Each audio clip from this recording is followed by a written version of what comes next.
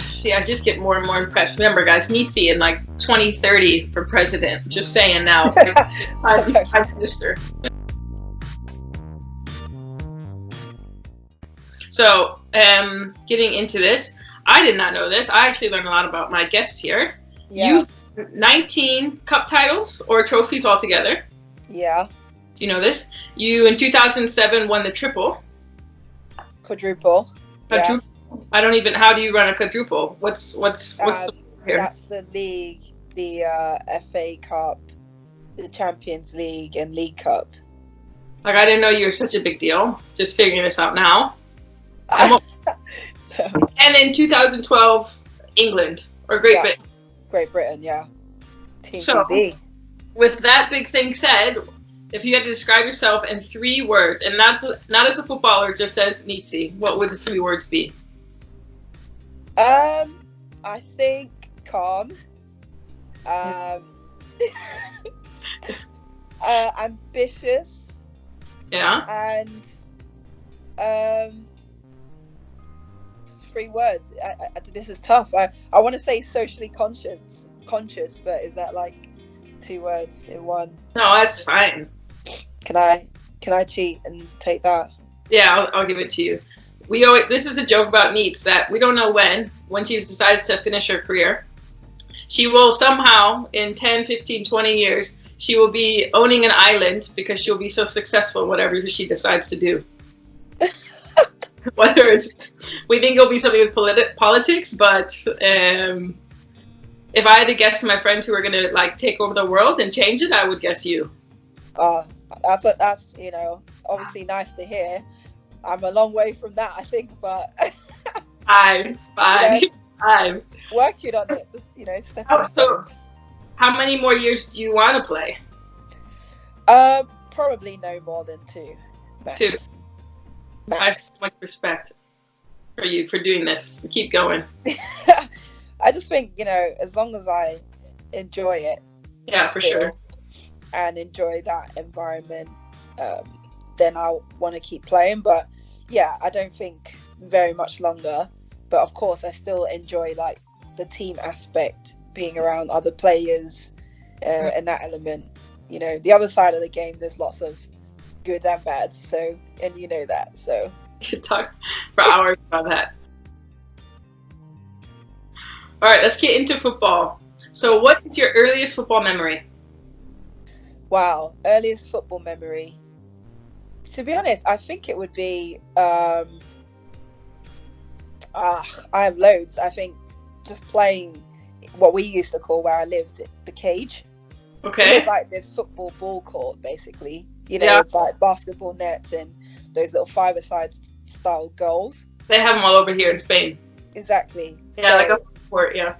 And we had one on my estate, and I just remember like where I lived, you'd have to walk about 5-6 minutes around the other side of the estate to go play. And we always knew like there were bigger kids there and stuff, so you had to be like play it cool. You kind of earn the respect to go in and play. Yeah. And I think that was my earliest memory of like, this is like street football, and just like having to just be bold enough to like dare to number one step in there and just play with the guys, really. How old were you? You remember? Yeah, I was probably like 14. Okay. Yeah.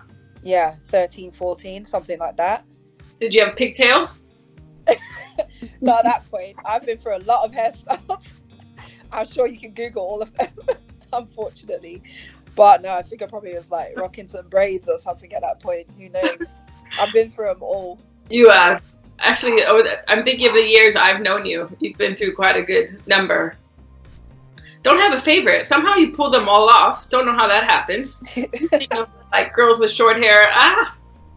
But we had to explain to Pernilla Harder the other day what pigtails were, which is actually still shocking to me. She didn't know. Okay, what was the first game you went to? Oh, this will be good. For you, you have it like in your blood. The first game I went to? Mm-hmm. I went to an Arsenal men's game at the Old Highbury. Who did they play? Let me think. I want to say they played like Crystal Palace or something like that, I think it was. And yeah, the old Highbury. I just used to love going up to that stadium. Yeah. I think what I remember is like leaving the station, that whole walk up to the stadium, like the building of that excitement, and feeling like a proper football fan, you know. Yeah. And my dad is an Arsenal fan actually, so he'd always, I didn't have to wear the gear because, for those who don't know, I'm not an Arsenal fan actually, but he'd come with the scarf, the hat and everything, you know. My dad was living his best life. And just like that, I used to just love the atmosphere, to be honest. And that ground, you know, just had such an intimate feeling as well. Yeah. And obviously the generation of that particular men's side, you know, had like Tony Adams and all those guys. And then later on with the likes of Freddie Ljungberg and Thierry Henry, Vieira, Petit, like incredible. You know, that was like a golden generation at some point for Arsenal too. So I feel super lucky that I had the opportunity to like sort of witness them play quite a few times. If you don't support Arsenal, who's the men's team that you support? I don't think I know this. Come on, Scouse boys, Liverpool. Ah, that's right. All wow. the way. That's you and Lena always going at it, Arsenal versus Liverpool. Who was your idol when growing up? My idol? I think, to be honest, I remember looking a lot to like tennis at that time. I remember and it's weird because what I mean, like in terms of role models, you know, the Williams sisters were like on the scene at that time. They were really young. I remember my school organising a trip to Wimbledon as well, which is like, you know, quite hard to get tickets and stuff. So it's usually done through a lottery, and like just buzzing to go there because I was just like, do you know what I mean? Like I just heard so much about them, and I wanted to see it in action. And also just because they were the first, like, you know, African American girls at the time to be at Wimbledon, which really wasn't a sport that was largely associated with our communities. Do you know what I mean? So I think to see them on like the big stage as well at a young age, and it kind of came, I love the like authenticity of them. Like they came in, you remember they had them braids with the beads in. Yeah, I was like, it was cool. Like for me, it was like inspiring to see that at that level.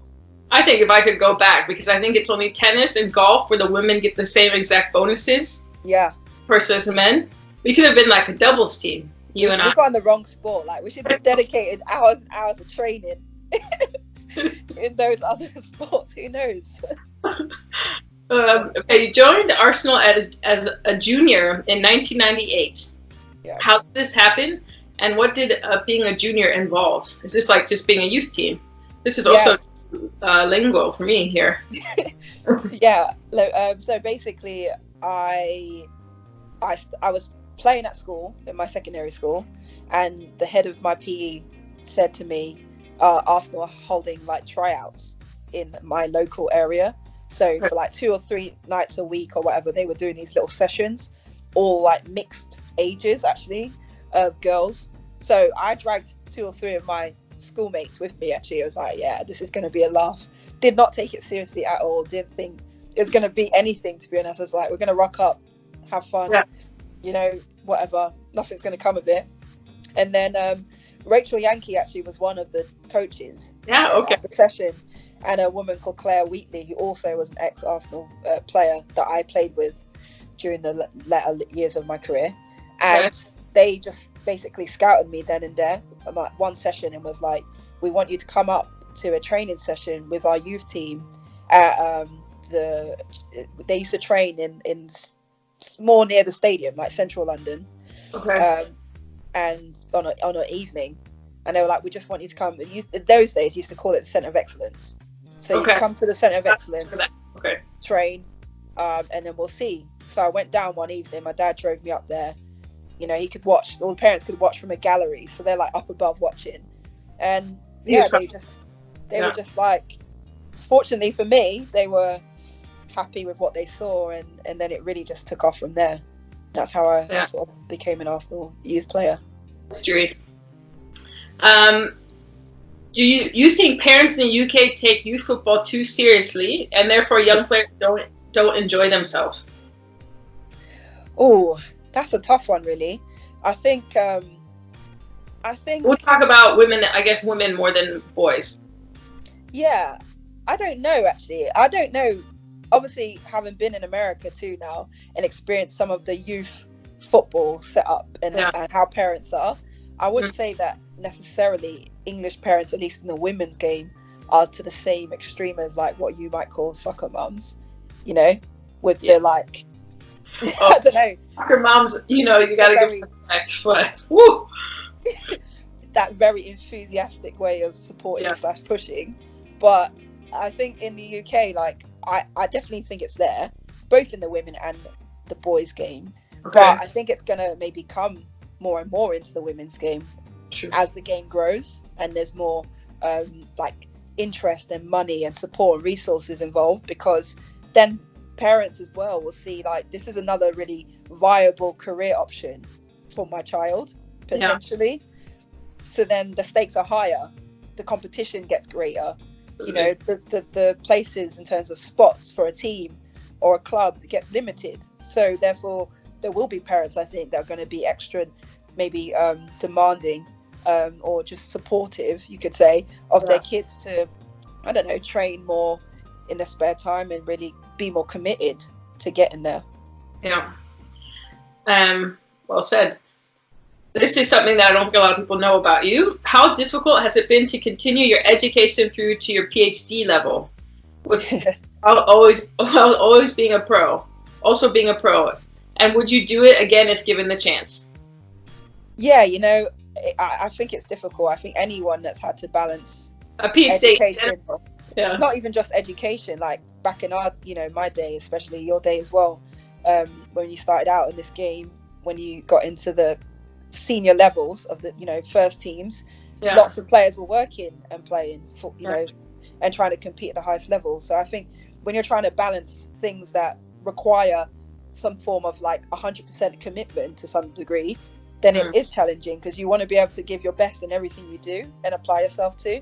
And I think it's the same with my PhD. Like, I didn't complete my PhD, and, you know, obviously there's that small sort of talking head on my shoulder that's a little bit disappointed and regretful in one sense, because the person I am never wants to leave something undone or incomplete.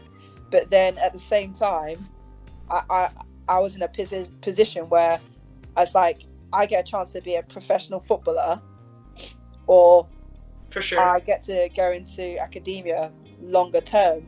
But like, the football element for me was like, this is a once in a lifetime. You know, I'm not going to get a long career in sport necessarily, or a chance to be professional might not come around again. So that's why I wanted to do that, and I tried to do both.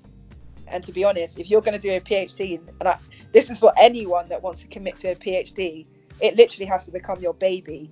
Right. You've got to sort of like, you know, think about it all the time, and write all the time.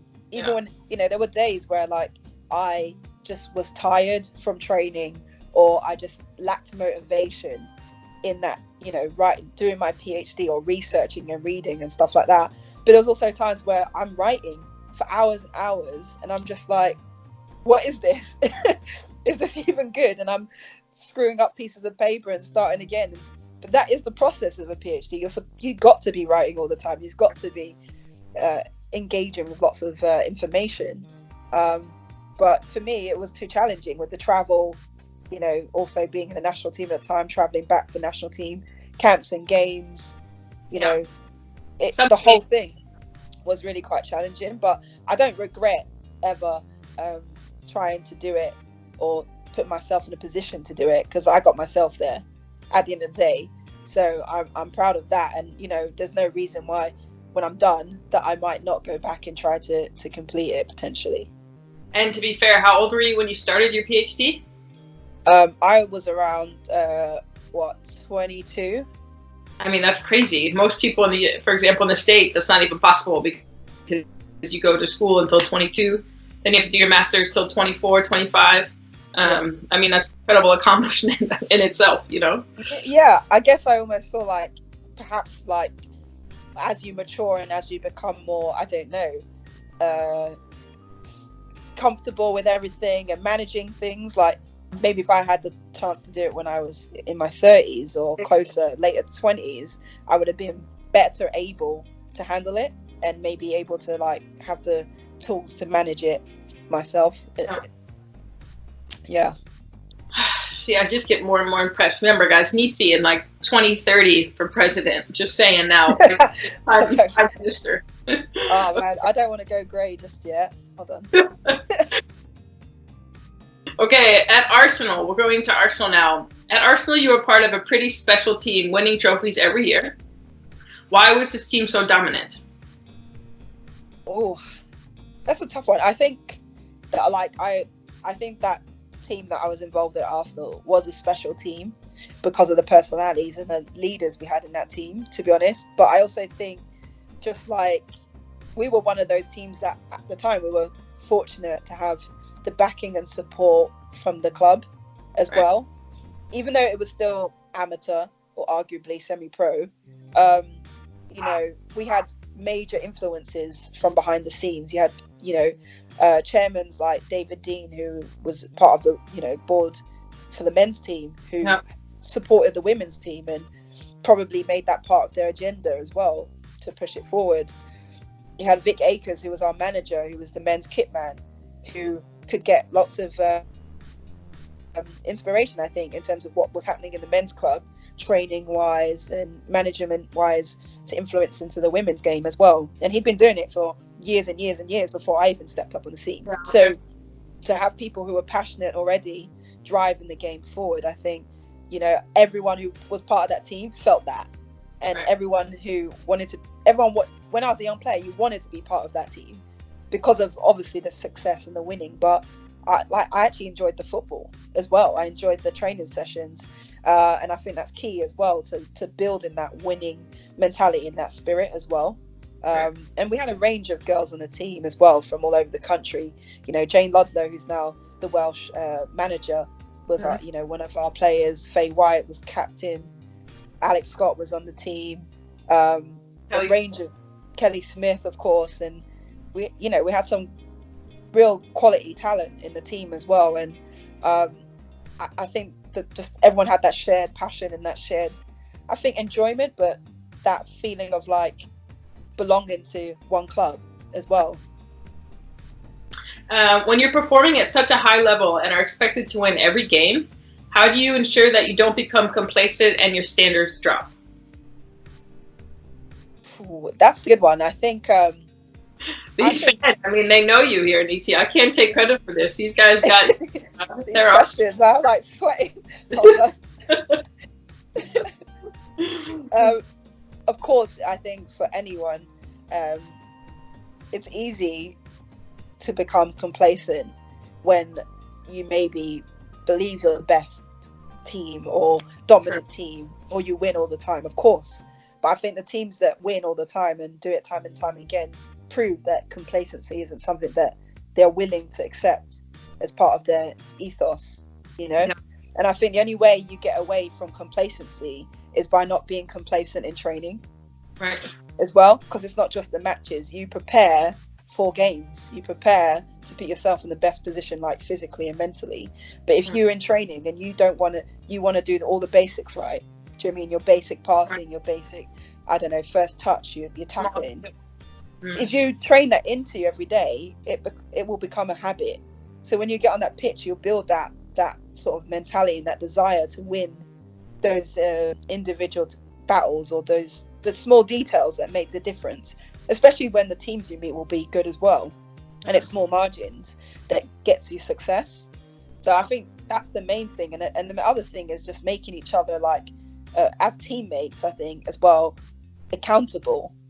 Yeah, and I think often when we think about this area, some people think it's like negative, like I got to scream and get in my teammates' face when they make a mistake.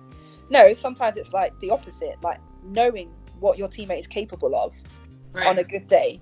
So like supporting them to get the best out of them in that moment, or in the game, or in that training session, by reinforcing that, yo, you made a mistake, so what? Like, keep trying to get on the ball, keep moving for me. Do you know what I mean? Make sure you pressure cover, whatever it is that's going to get the mindset, the head straight for, you know, that game and in that moment, I think.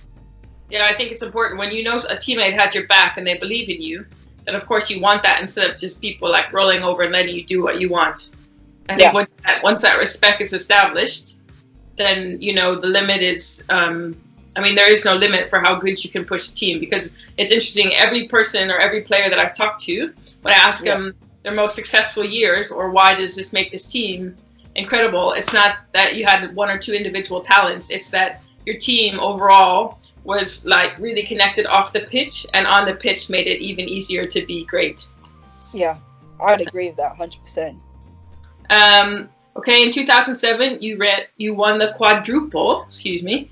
At what point in the season did this become like realistic? Like, we're gonna do this?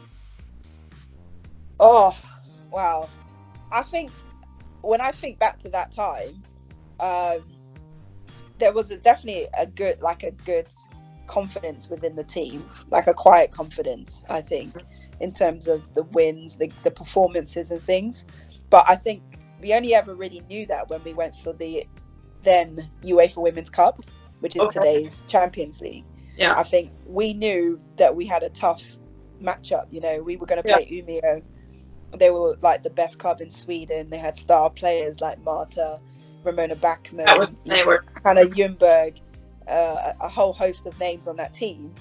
So we knew it was going to be tough. And I think once we felt like we were in a position to compete, so we were getting to the final and playing a team like that, we're like, well, anything can happen, We are probably at that time, compared to that team, considered the underdogs.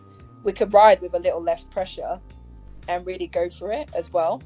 And I think that's kind of when we knew, and I think in terms of the game, I remember when Alex, I think, scored the goal, the goal away from home on their pitch. Yeah. And it was like a worldie goal. And we were just like, it has to be our year, because that Umeå team was really good and it wasn't easy. Like, we had lots of moments where we had backs against the wall type of game. And then at home, same thing, I think Emma Byrne made 2 cracking saves. One off the back of her head, hit the post and went out. And I was like, in that moment, I was like, this is definitely ours, because you need that. I think sometimes a bit of luck on your side as well. But I think real heart is what that team had, and determination. And I think that's why it kind of worked out.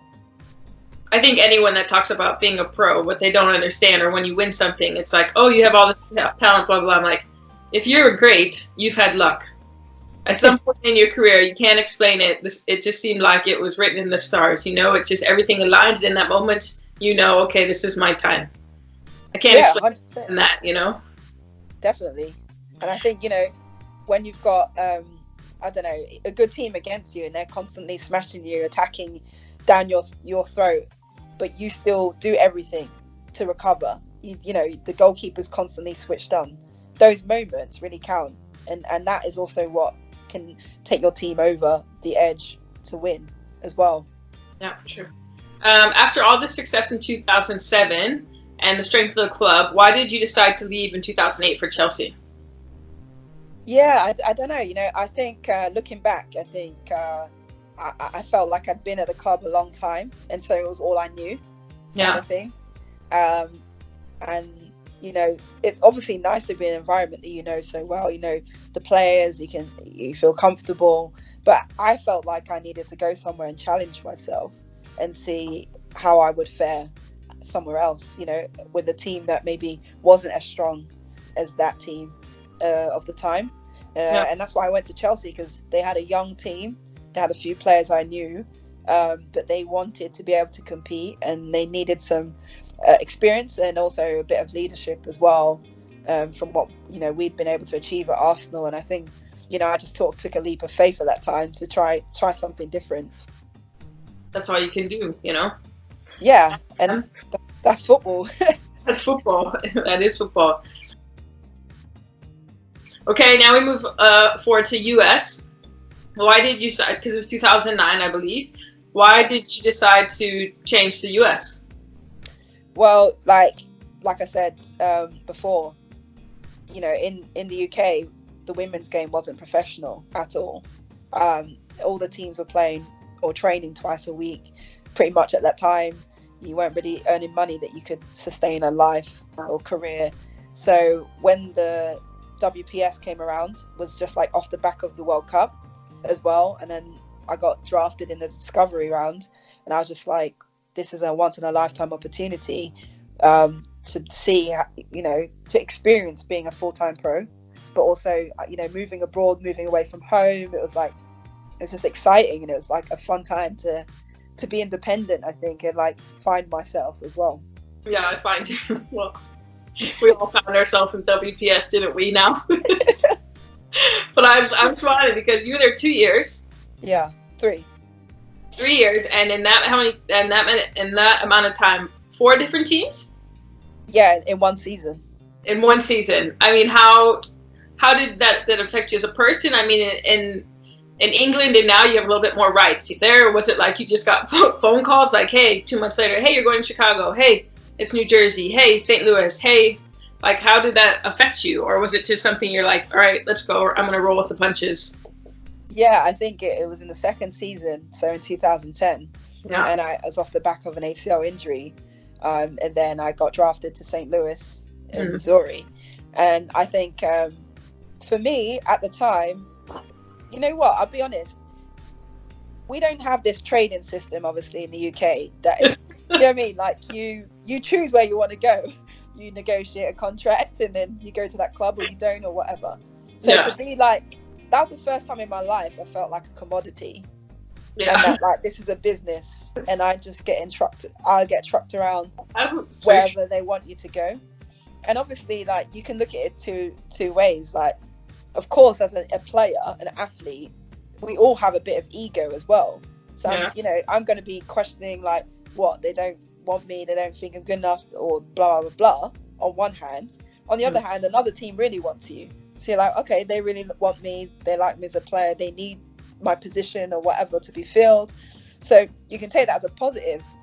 But if you remove all of the football aspect of it, I was like, you guys are damn uprooting me from my life. Like, you're uprooting me from my life. Like, that's no joke. Like, it's like someone plucking you out of your hometown that you've been in your whole life or something, for example, and suddenly just going like, oh, here you have to move here and work here and get along with these people and all these things. It happened overnight. It was literally a space of a few days. Pack up all my things, and I was in a new city, a new house, a new housemate, a new team. And it was a roller coaster season. And I feel like I've always thought of myself as quite strong, like internally as well, to like manage my emotions and stuff. But honestly, that was the first time in my life that I would say that I felt a little bit depressed, because I was just like, I've never felt so isolated, like on my own, and who do you talk to about it, aside from obviously the friends I'd already built in New Jersey, my ex-partner and things like that, but my family obviously, but I'm ultimately there alone, and that was hard to deal with at the beginning, to be honest. Sure. As everyone probably knows the story later on, it was like I was there 20 days. I was literally there 20 days, which is a joke when I think about it now. Like, it doesn't even feel like real life. I was there for 20 days. I barely just unpacked. And then it was like I had to find a new club with everything that went down. So, then we got to meet, obviously, as in Chicago. I loved Chicago. Great city. Okay, one thing you miss about living in the U.S. We'll end this section on a positive. No, loads of things, like the weather. The food, or? The weather was great. I mean, summer league, I was in the sunshine. I loved it. But I have to mention Rita's. Rita's was this place on the East Coast, Everybody in the world, you should know what Rita. If not, Google it. It's the ice cream that you should always know about. Oh my god, the ice cream with like the frozen, what do you call it, like slushy thing? Like ice. Ice. Yeah. Oh, amazing! Like, I lived for Rita's. It was so good. Yeah, a bit of a naughty treat, but so it had to be done. One of my favorite places. I think about food also. Like, if I think of Malma or Rosengard, I think about lemongrass. If I think about Norway, I think about like a kebab place I love. It's how food comes with you as an athlete. You're different. That's the connection. All right, now we move to Sweden after the US. You land in Sweden, new country, new club. You don't speak the language. What steps did you take to help you adapt quickly? Well, I think, to be honest, I got away with like the first 2 years not really doing much to adapt quickly per se, because obviously I was in Gothenburg the first 2 years, and a lot of my teammates were quite young, and they wanted to speak English, or they liked to challenge themselves and learn English. So they actually made it quite easy on me and some of the other foreign players to not really like pick up a great deal of Swedish. I got basic Swedish down, but I don't think I really at that point consciously was like, I'm studying the language and I'm trying to adapt and integrate. I think it was only until I moved to Malmö, when literally 3/4 of the team spoke Swedish, or nearly the whole team spoke Swedish fluently, that I was like, damn, I really need to like buckle up here. You had some other motivations, you know? Yeah, you had to add some other motivations, and you know, basically, you know, Ali was there, Marta, all those girls, and they spoke Swedish. So the coach was speaking Swedish. I had to like learn straight away and try at least. And then obviously I had my ex-girlfriend too, who was a teacher in languages. So I kind of got extra pushed to learn, because I couldn't get away with not trying. I remember when I came, at that point you'd been at Rosengard how many years? 1 year? Yeah. Two? When I came, it's like, you know, everyone needs is like, you know, she's English, so she's so proper. And like when she understands everything, she's fluent, but like you have to speak correct. Like you're so grammatically like sound, yeah? Yeah. I am not, even in English, not grammatically sound by any means. So when I know words, I'm like, yaga bra, or, you know, like very simple. Yeah. But I start speaking because I don't care about the grammar. Yeah. You know, but you knew exactly what to say and when to say it, but it just like you wouldn't do it because, but you were, in my mind, you're fluent in Swedish. Yeah, I think like that, I agree. Like, I think that's the problem though with me, is like, I didn't want to like make mistakes or sound wrong saying things. Yeah. So then we'll just like listen like some sort of creep in a room. Just bring conversation. Be fine. Understand everything and not really contribute by speaking back in Swedish for a long time. But I agree. I actually think the way you learn, or the way you try to learn, was the best way to learn, which is just to trip up all the time. So not how you tripped up, you learned Swedish, but you know. If you ever feel good about it, just bring me with, and then they'll be like, Ella speaks interesting Swedish, but neat. She's good. She really has it. Okay, a large majority of best players in the world, I agree with this, have played in Sweden at some point in their career. Why do you think that is? I just think that for years and years and years, the Swedish market had been around to try and provide opportunity for girls and women to play, and to play at an elite level. And that, I think it was something that the country as a whole probably prided itself on. You know, that they had clubs that people were familiar with in Europe that played in big European competitions, like back then the UEFA Women's Cup, now the Champions League. You know, you had Umeå, you had Tyresö, you had Djurgården at one time, lots of clubs. And I think that's sort of the pride of their small nation. You know, we're a small nation, but this is what we are trying to offer them, this is what we're doing. And I think that in that they were able to probably recruit some good international players as well over the years to come there. But I think largely because the culture as well, as you know, it's such a, I don't know, very open culture, a very friendly, I think, culture. You know, they try to be as professional as possible for the resources they have. You know, a lot of these clubs are finding sponsors by themselves. They don't have the backdrop of big men's clubs to function or finance themselves either. So I think that's large in part. And I think they've managed to produce, in all fairness, I think because they have produced quality players at the national team level that have also gone abroad or played at other clubs. They've built relationships with players that they've played with that have encourage them also to come to the Swedish league at some point. You know, Hope Solo played in Gothenburg. A range of players over time. Chris has been in the league. Yael, you know, so many players. So I think that's large in part why. And just like the culture as a whole, like we love the culture, you know, it's very social culture. I think they want people to find spaces to socialize and integrate cafe culture, which you know, I probably contributed a lot financially to. I'll be honest. But yeah, I think that's probably one reason. You won multiple league and cup titles during your time in Sweden. Does winning trophies ever get boring? No, I mean, how can winning trophies get boring? Like, the worst thing is losing. I mean, yeah, I agree. Of course, you learn a lot from losing as well. But there's nothing more fun and exciting when you get to celebrate at the end of all the hard work you put in to your team, your training. Do you know what I mean? Like, you train every day for that one moment. And it literally is one moment. You spend more time training than you do for these highlights, you know, in your career. So for me, it never gets boring because I enjoy it every time, you know, because I think you get to celebrate with your team, but also the community you represent, the town or city that you live in. And also it's a sense of pride, you know, shared joy for everyone. And we've played on multiple teams where you win things. It's winning things with lots of different people that have somehow probably influenced us in a good, positive way, and also supported me as a player to grow and develop and be better. And in Sweden, you earn it, because in Sweden, you're like doing 3 months of preseason, and it is hell. So from January to March, you're not playing football, maybe a friendly, but you earn that trophy. For sure. And it's freezing, by the way, people.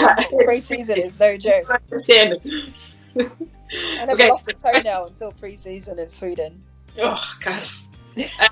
Last question about overseas, etc. Then we go back to England and Chelsea. But what advice, or your top advice, you would give to players thinking about playing overseas?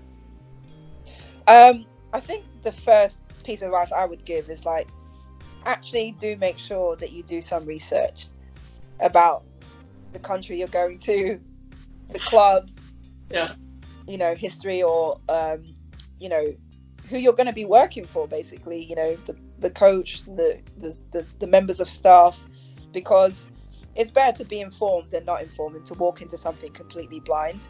And also, you want to know that you're the right fit for them as well. Does it suit your playing style? Do you think you can develop there? And those are the kinds of questions you should ask the clubs that you might potentially go to and play at as well. Sure. Don't go in blind. And at this day and age, somebody knows somebody that can give you advice, not only as a player, but some, like you said, ask somebody that you trust to get opinion, you know, is worthwhile. Don't just sign a contract these days, especially these days. Okay, so then back to Chelsea. You went there in 2000. When did we leave Sweden? 2018. 17. End of 2017. Yeah. Why did you decide to return to Chelsea? Well, you know, I think my time was up at Rosengård. All of us were time. Yeah, we had a great, you know, I had a great 4 years there, and a lot of transition was happening as well.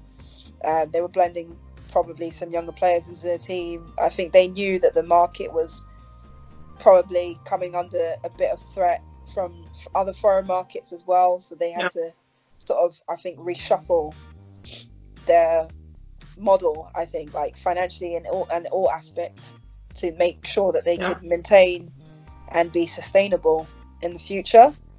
And the Chelsea move just probably came at the right time as well, for opportunity to play and being back home in England around family and friends. Just felt like the right timing to return home, really. And I think the league here was getting to be a bit more exciting as well, a little more interest and more support. And Chelsea was an ambitious club, and they are an ambitious club, and they, you know, want a challenge in Europe, and I think they will continue to do that probably into the near future as well. Yeah. Does your this is random, but does your shirt number mean something to you? Yeah, it kind of started to mean something to me, I think, Okay. when I came to Sweden, because um, yeah, nothing in particular in terms of just that role that number represents. I think it's a defensive mid position, and I think when coaches talk about the six, that's what they're referring to, is a def mid, and that was like my favorite position to play. And Yeah. you know, when I finally got the opportunity to do that in Sweden, I just like, it was just like, I don't know, kid in a candy shop, you know, like hallelujah, finally. I get to play in my favorite position, you know. Okay. When you went there, I mean, it's been 10 years now since you returned. What would you say the biggest change for the positive is? Like since you left, 'cause I'm sure quite a bit has changed. Yeah. And what would one change that you'd like to continue to see to get to the game to the next level? Okay. I think the first thing is obviously that the league itself is saying it's fully professional. Yeah. So I can only speak for my team because I know that every club is going to be slightly different. But the fact that we're full time, we get to train at the men's training ground, we get to try to keep on developing this one club feel. You know, we have access to full time medical staff, physios, things like that people probably take for granted. Most clubs you didn't have that in the past. You have that now all the time. We really have a tailor-made training aspect as well. You know, we have things like periodization that measures our individual training in terms of like loading, how much load, is it too much, too little, all that stuff. That just is going to allow for individual improvement as well as collective improvement, I think.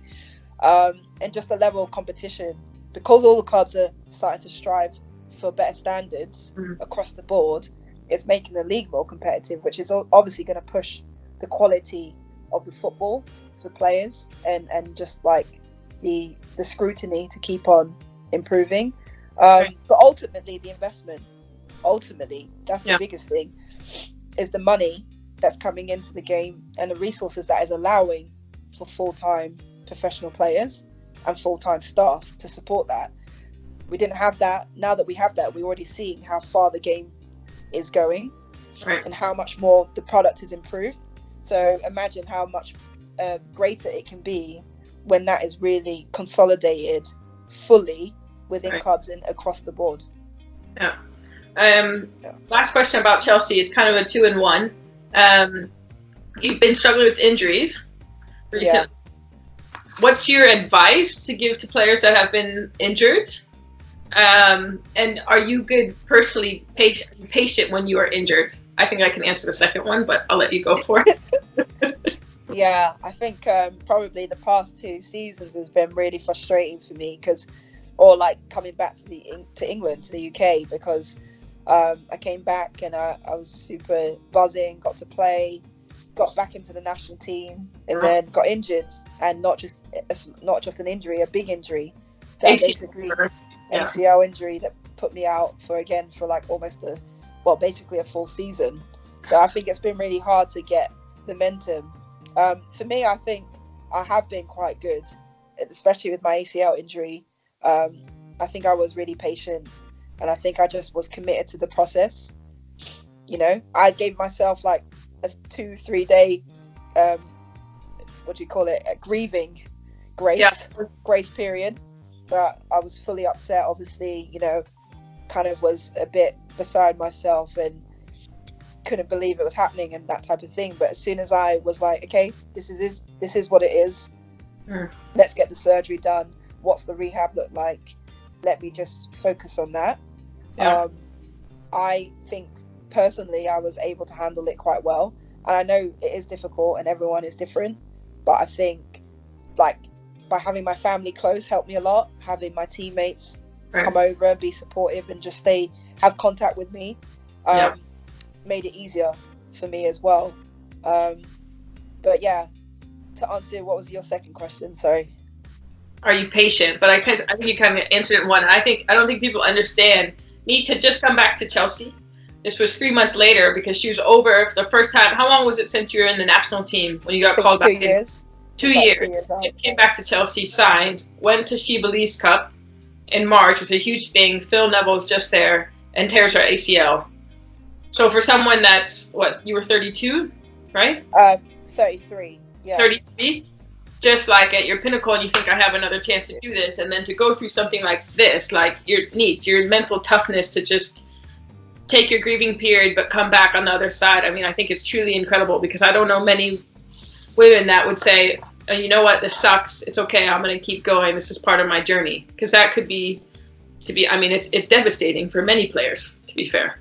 Yeah, no, for sure. I think that was really hard, but I was really determined to get back from that injury. I actually think what's been harder is the little injuries after that, as a result of coming back from a big injury, because it takes all that time, and then suddenly you're getting all these other problems just because of all the time out or all the things you need to do to get your body right. That's been frustrating, but I think the most important thing for players that get injured, any injury, is to really just like don't doubt yourself, don't stop believing in your ability and your capability, and you've been there before, you've done it. So as long as you work hard to get back, there's no reason why you can't get there again. There are always going to be outside factors around you that are sort of in your ear, or you're seeing the game moving along, or other players playing, and that you're going to start being like, oh my god, like, can I do this or do that? But I think as long as you're true to yourself and your goals, and you just are committed to that process, then you'll get there eventually. Yeah, couldn't say it better. Well said, Niti. All right, now a couple more with England here. When you look back at your debut for England, it's a while ago, back in the old days. What do you remember most clearly? Oh wow, what do I remember most clearly? Probably you got your first call up. I think I was 18. Oh baby. Yeah, baby Nate. No, I don't know. All I can remember is just being so like, I can't believe I'm here. Like, I'm, gonna put on an England shirt for the senior women's team, and just like, I'm sure I was nervous, and a lot of people don't usually see or say they don't see when I'm nervous, but I'm sure I probably was like quaking it, but but I was really excited, and I just think I was just really like, wow, I can't believe I'm here, like finally at this level with these players, and like gonna make, I don't know, and play in front of my family. I think like it just is a proud moment, not just for me but for my parents and my siblings and stuff. You were part of the squad that reached the final of the Euros 2009. Did winning so many trophies and playing in the big game for your club prepare you for that day, or was it something a completely new experience? I think for me it was a new thing anyway for all of us, because none of us had been to a major final of a competition for England. So I think that was already quite a pivotal moment for like the England women's team anyway. But I think obviously winning and playing big games like cup games and stuff prepares you to some degree, in the sense of like dealing with pressure or expectation. That's the biggest challenge, I think, always at the international level, is how well are we as individuals able to cope with those conditions, when you know what's at stake, the pressure, and what's riding on it, as well as your performance. So I think for me that was the main thing. Like, I just was like, because in all honesty the way we got there wasn't so pretty, and I think we didn't get all the best results. That we got there maybe by some default things, and also scraping through games and things like that. But we got there, and at the time that's what mattered, and that's just one more step in progression for the national team, to the national team that we have now, that hopefully will continue to improve. So for me it was just about to experience being in that kind of level of pressure and expectation was the main thing. And I think we played Germany, who are seasoned winners at at that level, so there was a lot of nerves as well, and some pressure. You could argue pressure off as well because it's Germany, but none of us would ever underestimate the quality of an opposition like that. We knew we were going to meet European champions, world champions, those types of players, so we had to raise our level as well, to So yeah, I think that was the sort of biggest test in that element. And I only know that you lost was because I know Babette won that year in 2009. Sorry, that 1 year too. The only reason I know you lost was because Babette won. A lot is often made of how difficult it is for players, male and female, during the extended period of the World Cup. What was your experience? Yeah, you know what? When I think back now to the major competitions like a World Cup, it's like so exciting. Obviously, you get to be in a foreign country, a million miles away from home. Like for me, I'd never been to China before. Like that whole element of it was like super exciting. I think to be at a World Cup, just to, even get selected is like, for any player, is like an honor, because, there's so many players that potentially could be selected as well. I think the other thing is just that, to be at the competition, of course, we had moments like where the squad in general, you're getting head loss because you're really like, you're in a hotel a lot of the time, or you're from the hotel to the training ground, right, and then to games, and that's all you're doing. Yeah. Sometimes you're getting some downtime. You might get to see a little bit of the city or town that you're based in, but not that much. And to be honest, the uphill battle that the women's games always had is just the lack of professionalism, even at major tournaments, in terms of like the resources available to us, or do you know what I mean? Right. Basic things like laundry. I don't know, like, I could go on a list of things. I'm not going to go into it here, but that you think like we shouldn't really have to be thinking about. Yeah. We should just be focusing on the games and performance and preparing ourselves in the best way possible, recovering the best way possible. But there's so many other challenges. Then I know lots of those things have been or are improving for some nations in those areas, but that for me was the major, I think, the only dampener when I look back to those competitions, because for the most part I had fun and I enjoy it, and I think of it those times as a positive thing and an amazing experience, and one that I will never ever forget in my whole career.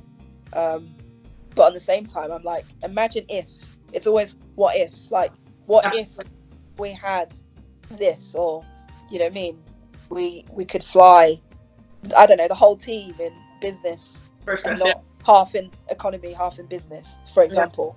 Things like that, like how it would have maybe impacted on our performance. You've always stood up for what you believe in. Why is that important to you?